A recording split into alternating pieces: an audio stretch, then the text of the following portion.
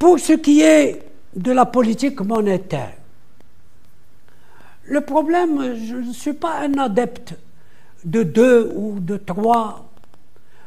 Le problème, c'est de dire que même la Fed, dans le cadre de la révision de sa politique monétaire, a dit « Je peux laisser passer l'inflation au-dessus de 2,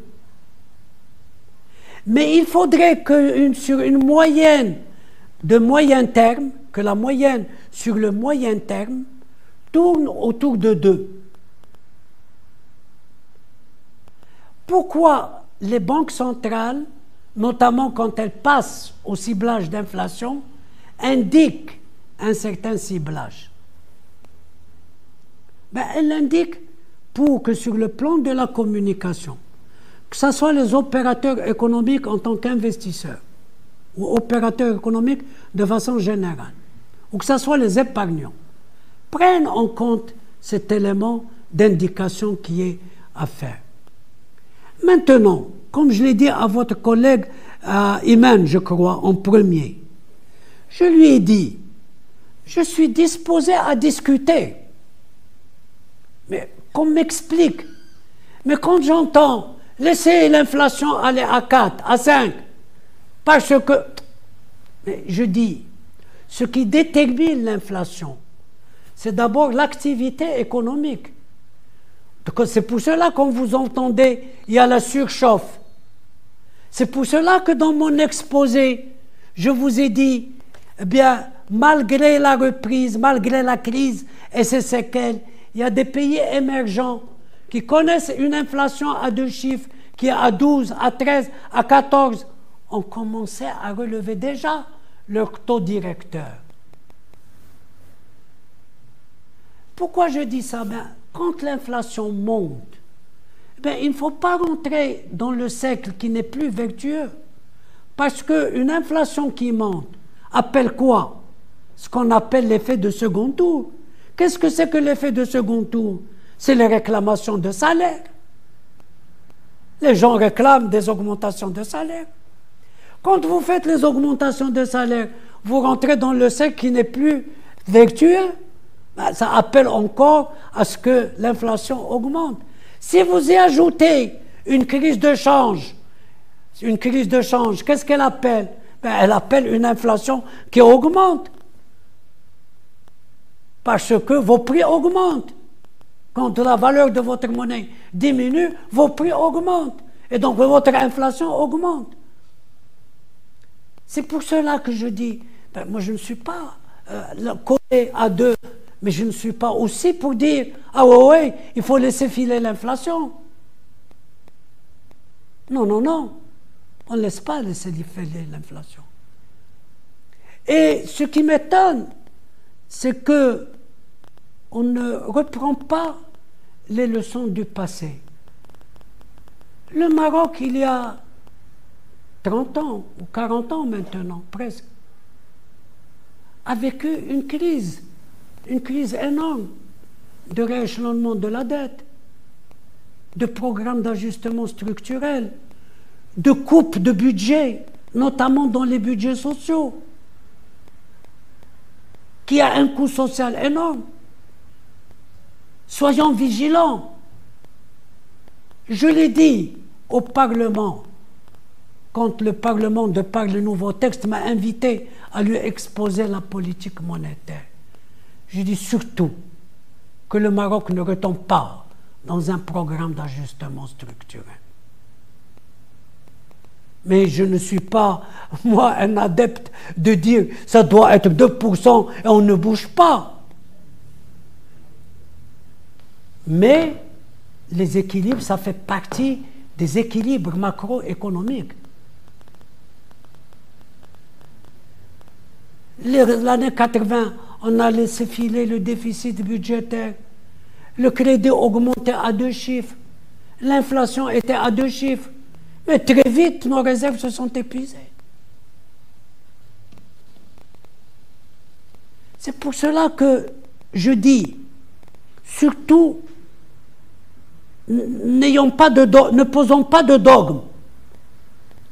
Ne soyons pas dogmatiques. Ne posons pas ni d'un côté ni de l'autre, quel que soit l'interlocuteur. Ne parlons pas uniquement de la... Je l'ai entendu au Parlement, je l'ai entendu un peu partout. Ne parlons pas de... mais argumentons. Examinons quelles sont les conditions, les conséquences. Qui détermine quoi? Et je vous dirai, en plus, que nous devons de plus en plus avoir un appareil statistique plus sophistiqué, plus granulaire, plus développé, pour pouvoir mieux, à nous-mêmes, expliquer les tenants et les aboutissants. D'ailleurs, quand on me dit tout à l'heure dual, mais il faut que je comprenne qu'est-ce qu'on met derrière le dual. Comment vous voulez l'opérationnaliser? Dites-moi comment vous voulez l'opérationnaliser. Et on discute.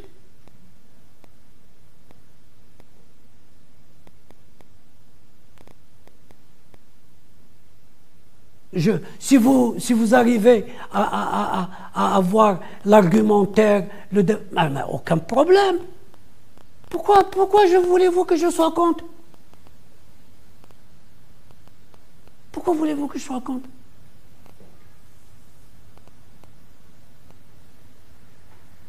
Ça, il ne faut pas poser des étiquettes. Quand on propose quelque chose, on l'argumente, on analyse, on pèse le pour et le contre, parce qu'il y a toujours des risques. Et puis aussi, on fait des pauses pour mieux comprendre, pour dire, bon, l'évolution ou les données, parce qu'on ne maîtrise pas tout. Les données extérieures, est-ce qu'on les maîtrise? Les données extérieures, on les subit. Et elles changent. Et la volatilité est là. Et pourquoi on tient des réunions tous les trimestres? Et pourquoi tu as eu une bonne mémoire en me disant, en mars, tu m'as dit, c'est une croissance de 5,3 que vous avez maintenue? Oui, je vous ai expliqué pourquoi. Je vous ai dit que quand j'avais 7,7 et que j'avais mes premières modélisations, je suis allé à 5,6.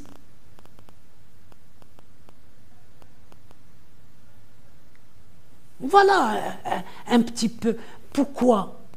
Parce que nous discutons de politiques publiques qui sont très importantes et qui ont des conséquences très lourdes au niveau de l'État et au niveau du citoyen. Et ce qu'il ne faut pas oublier aussi, c'est qu'il y a, pourquoi nous parlons de politique maintenant, on ne parle même pas de stabilité des prix, on parle de stabilité financière. On y inclut tous les autres secteurs. Il n'y a pas que le secteur bancaire. Il y a la politique budgétaire. D'ailleurs, c'est pour ça que je dis à Iman, revoyez les articles des statuts de Banque al-Maghreb, ce qu'ils disent de façon précise. Il y a la politique des marchés et les capitaux. Vous voulez élargir les marchés. Très bien. À ce moment-là, vous allez soulager le crédit bancaire. L'intermédiation va être soulagée. Il y a d'autres facteurs qui vont jouer. Mais il faut savoir comment. Mais tout ça doit aller de manière convergente. Tout ça doit aller de manière harmonieuse. Parce que il ne faut pas que l'un soit trop en avance. Elle va avoir des conséquences qui devaient être corrigées. Parce que ce que l'autre va entreprendre, mais qu'il n'a pas encore entrepris. C'est ça le problème. Et puis, quand vous voulez mener des politiques comme ça, il y a des prérequis. Vous croyez que quand nous parlons du ciblage d'inflation, depuis quand nous sommes en train de l'examiner au niveau de la Banque centrale? Nous sommes en train de l'examiner depuis 210. Le régime de change, nous l'examinons depuis quand dans la Banque centrale? Depuis 2010. Parce que les uns convergent vers l'autre. Vous ne pouvez pas examiner un et ne pas examiner l'autre.